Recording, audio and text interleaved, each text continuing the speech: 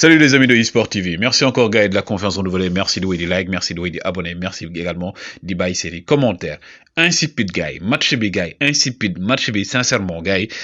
rien à dire d'autre que ne bon liñ doon xaar amul. Maintenant gars yi ngi dugg ci ay affaire daal ci dañ ko war a dàq dañ ko war a dàq ci kan lañ nekk on peut pas le renvoyer loolu beneen débat la mais man li wax rek mooy image bi nañ jàpp fii rek ñun ñëpp nañ ne yàlla pitié. Il y a le pitié gars yi y a le pitié parce que Sénégal li mu wane du ma ne jëlu Coupe d'Afrique parce qu'on a vu également ay équipes yoo xam ne am match nul la ñu am ba premier tour ñu génn jël Coupe d'Afrique Côte d'Ivoire à l'exemple Côte d'Ivoire def na premier tour bu catastrophique jël li nga xam ne moom mooy Coupe d'Afrique bi Cameroun également donc aujourd'hui il y a rien à dire mais maintenant quand je regarde le match du Sénégal man su ma seetaan match du Sénégal c'est comme cette photo de Aliou Cissé le masque je ne vois rien du tout je ne vois rien du tout dans le match de l'équipe nationale du Sénégal mais quand même bu ñu def point yi xool li Sénégal def par rapport ak résultat yi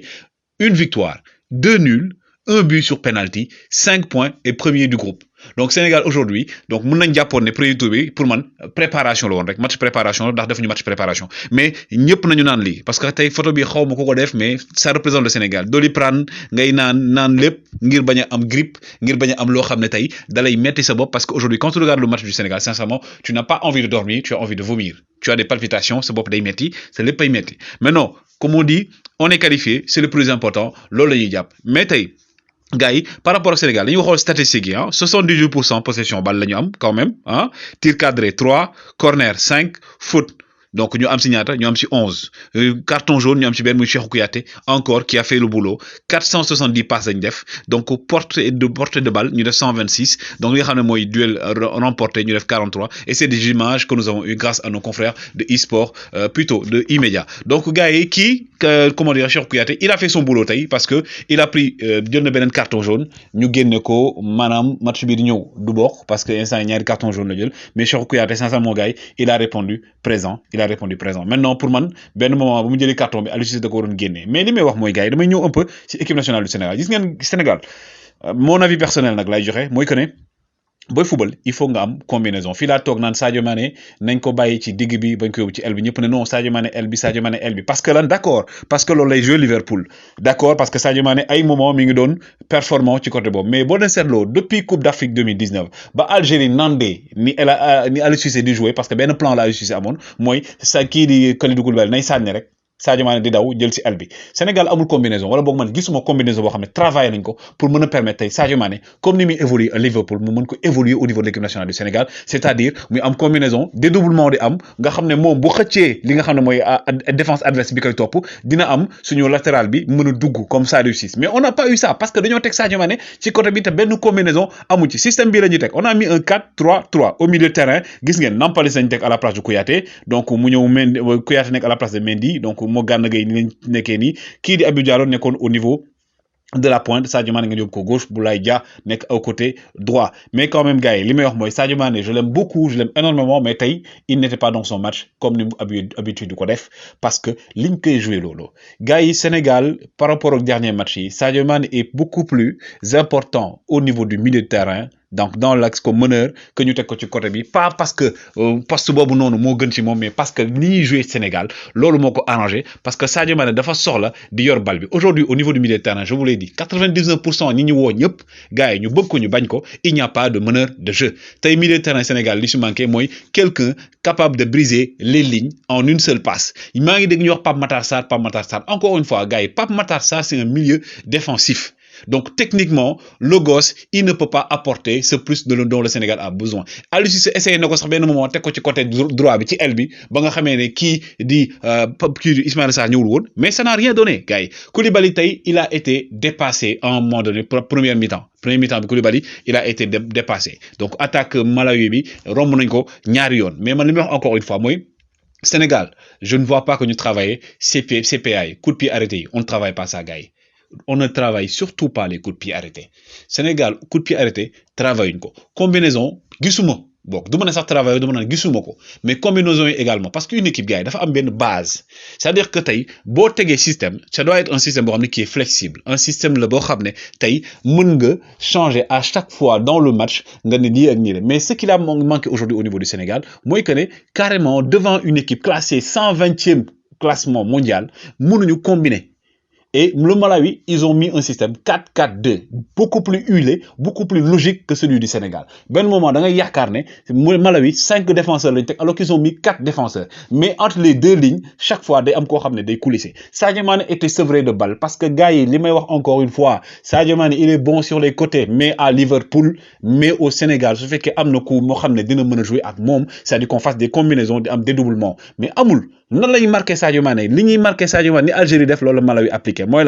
chaque fois Sadio Mane bu rombé ben défenseur, amna ben défenseur bu koy coach. Donc lolu, il faudrait nga ben entraîneur bo xamné amna ben système bo xam dina mëna dévier lolu. Mais tant que ñi ngi jouer dans ce système, on ne peut pas avoir un Sadio Mane au top de sa forme. Mais gars, pour moi, damay wax chapeau à Nampalys Mendy.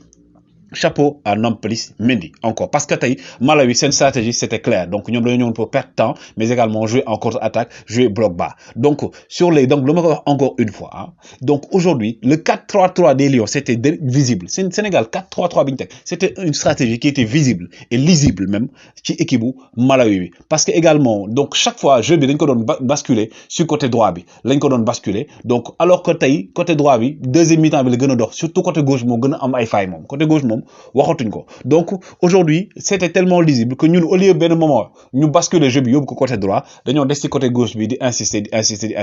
Nampalys Mendy gars respect à Nampalys Mendy parce que tay Nampalys Mendy il nous a montré comment doit être une sentinelle daf ñu won tay nan lañ sentinelle wara mel ci animation défensive et également parfois animation offensive ce n'est pas pour rien que ñukoy woyé donc aujourd'hui Nampalys ñukoy woyé poste moteur parce que Nampalys Mendy gars il a joué et je ne comprends pas pourquoi ñu génné Nampalys Mendy mais tu as un Cheikhou Kouyaté qui a un carton jël na carton jaune mais génneel Cheikhou Kouyaté pas parce que deful match mais en même temps da ngay jël wañi risque mu jëlat benen carton mais nga duggal ben Pape Gueye il a joué presque une vingtaine de minutes il a apporté beaucoup. Qui dit Bamba Dieng, il a apporté beaucoup. Famara Diédhiou, il a pesé sur l'attaque. Tay lan mo nekkoon problème Boulaye parce que Boulaye n'était jamais présent au premier poteau pour récupérer les centres. Boulaye, il n'était jamais présent ci premier poteau bi. Ça a eu centré, Boulaye du nek premier poteau. Et lu tax du nek premier poteau également gars yi lolo jara xol, c'est que li ma wax encore une fois, il n'y a pas de combinaison dans cette équipe du Sénégal. Il n'y a pas un plan de jeu clair. Bo xamné dañ nan buñ bo tégué A ki tek B, da ngay dindi B tek C. Man ben moment damay gis suñu entraîneur, je n'ai rien contre lui ici, c'est encore une fois, je précise, c'est mon appréciation personnelle. Mais parfois dama koy sétane, mais na kuy sétane Lac de Guerre ak bom Eumeu Sène, bi Lac de Guerre nan ni loxoy parce que je n'ai vu que Aliou Cissé faire ça. Mais non, ni mi won loxoy nan télen, je comprends pas. Lan moy té ñu té bal bi wala dara. Et en même temps, le Sénégal jouait toujours gars sur les rétropasses. Rétropasse.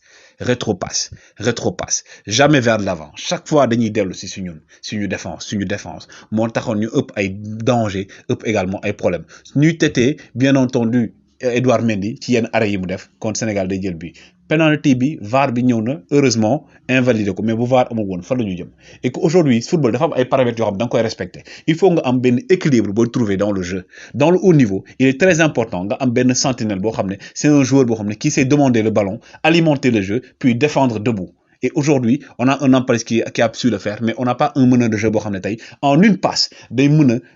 éliminer 2 défenseurs. Et avec Pape Gueye, on a pu le faire. Mais aujourd'hui, moi je pense que sincèrement, Ismaïla Sarr nous manque. Bien entendu, Crépin Diatta nous manque. Mais ce qui nous manque d'abord, c'est d'avoir une philosophie de jeu, d'avoir une idée de jeu. Malawi Taï, ils ont eu les meilleures occasions en première mi-temps, deuxième mi-temps avec Sénégal Delosina, mais aussi notre côté gauche pour le moment. Donc dafa nekkoon ben voilà, côté gauche bi tay doxul carrément côté gauche bi doxul parce que dédoublement yi amul. Donc li ñu waroon liggéey amul, il y a pas eu de combinaison par rapport à ça. Et aujourd'hui, nga tok devant une nation comme le Malawi. Je respecte beaucoup le Malawi hein, mais 120e nation au classement FIFA, nga tenir tête ben équipe du Sénégal bo xamné tay dañ doon wax lan non suñu joueurs yi manqué nañ ñu ne non terrain bi lii tàngaay lañ jouer et tout mais ça en revient au même parfois même tu as l'impression que équipe deuxième match bi moo gën a abouti sax li ñu football ci troisième match bi nii le Sénégal quand même s'en sort devant la Guinée bi nga xam ne moom dañ ko battre dañ ko dóor Malawi moom moo ko dóor plutôt Zimbabwe moo dóor ki nga xam ne moom mooy Guinée 2-1 avec bien Moussonda qui a marqué un but exceptionnel mais aussi derrière Guinée quand même ils ont essayé de revenir au score ak ki nga xam ne mooy Naby Keita qui est omniprésent pour moi. Naby Keita actuellement il est beaucoup plus en forme même que notre Sadio Mané mais pour moi Sadio Mané aujourd'hui le problème qu'il a c'est que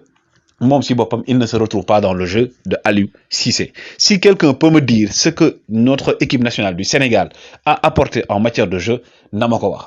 Et aujourd'hui, on va vers une 8e de finale yo xamné peut-être que dinaa si dellu si wax ci nan lañuy tombeel ay Gambie ak yooyu wax ñan lañ mën a tombeel mais le Sénégal aujourd'hui gars yi n'a rien montré de suffisant. Il n'y a pas de cohésion dans le jeu, cohésion amul ci jeu bi amul fluidité dans le jeu et évitons gars yi encore une fois l'erreur qu'on a déjà commise mooy amuñu benn meneur de jeu bu ñu yóbbu ñiy wax ñi yëpp dañoo tane. Et moi, je l'ai encore dit et je le répète, Moustapha Nam ak Joseph Lopi ñoo fi tane techniquement pour être ce milieu de terrain boo xam ne ñoom dañuy jouer et ñoom également c'est des milieux défensifs dans une certaine mesure moo tax ma ne aujourd'hui on a beau parler de Pape Matar Sarr de Y Sarr quelle que soit